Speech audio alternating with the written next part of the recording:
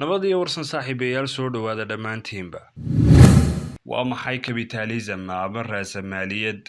Waa nidaam dhaqaale kaasoo leh falsafad bulsheed iyo mid siyaasadeed kuna dhisan xoojinta iyo kobaca hantida gaarka loo leeyahay, dhiirigeliyana wax soo saarka qofeed, geesta kalena yareeya lahaanshaha dowladda isagoo ka dhiga doorkeeda amaba kuwa kooba kormeerid keliya. Iyadoo ay taasi jirto, haddana raasamaaliyaddu marnaba kama maaranto oo waxay u baahan tahay faragelin dowladeed si loo yareeyo xadgudubyada kala duwan ee ay ku kacaan shirkadaha iyo shakhsiyaadku. raasamaaliyadda mar kale waxaa lagu tilmaamaa inay tahay nidaam dhaqaale oo hab wax soo saarkiisa ay leeyihiin shirkado gaar loo leeyahay, kuwaasoo ka macaasho waxaa loo yaqaan suuqa xorta ah, gacan saarna la leh dowladaha dunida ugu awooda badan waqti xaadirkan la joogo. Sidoo kale waxaa qayb ka ah nidaamkan hay-adaha caalamiga ah ee ka shaqeeya horumarinta adduun weynaha, xoojinta hannaan socodka dimuqraadiyadda iyo xuquuqul insaanka.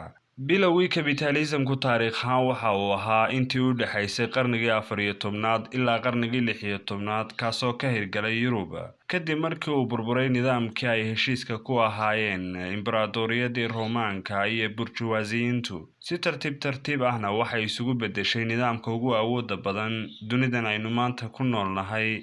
waxaa la tilmaamaa inay ka mid ahaayeen dadkii nidaamkan saldhigga u ahaa ama dejiyey Francois Kinay, John Locke iyo Adam Smith. astaamaha ugu muhiimsan ee raasamaaliyadda galbeedku leedahay waa lahaanshaha khaaska ah iyo suuqyada lagu tartamo adeegyada iyo badeecadaha kala duwan, maadaama qof kasta uu xaq u leeyahay xorriyad dhaqaale oo ah inuu doorto shaqada ku habboon iyadoo la dhaqan gelinayo mabda' ah ha la shaqeeyo oo ha la isdhaafo. Haddana taasi waxay horseed ka noqotay hanti iyo dhaqaale ka maran anshax iyo tudhaale, waxaana ay curyaamisay oo ay meesha ka saartay fahanka ruuxiga ah iyo kan bani aadamtinimo ee nolosha. Marka laga eego dhanka bulshada, mushaharka hooseeya iyo baahiyaadka nolosha ee kala duwan ayaa qoyska quriga ku qasba in dhammaan xubnaheedu wada shaqeeyaan, taasoo dhalisa kala goynta qoyska iyo burburka xidhiidhka dadnimo ee ka dhexeeya bulshada, iyadoo uu qof kasta noqdo mid ku dadaala uun dantiisa gaarka ah, hilmaamana danaha ehelkiisa iyo bulshadiisa.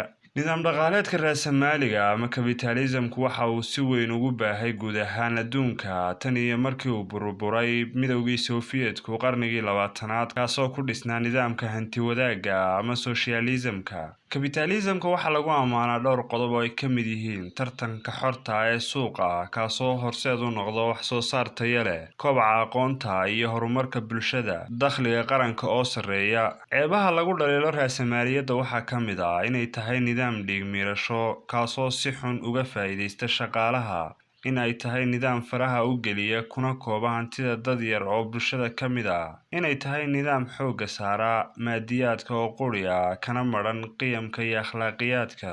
ugu dambeyntii, raasamaaliyaddu waxay hurisay dagaallo sokeeye, waxayna taageertay xukunno iyo dowlado keligii talis ah sida Sacuudiga iyo Masar. waxa ay boobeen shirkadaha capitalismku hanti macdaneedka Afrika, Suuriya iyo Ciraaq ayaa iyana burburiyeen oo ah wadamo hodan ku ah shidaalka iyo gaasta. su-aasha isweydiinta leh waxa ay tahay, ma isleedahay dhulka Soomaalida waa ay ka jiraan amaba waa ay ka dhisan yihiin shirkado dhiig-miiratooyin ah oo ku dhisan ama ku abtirsada nidaamka capitalismka?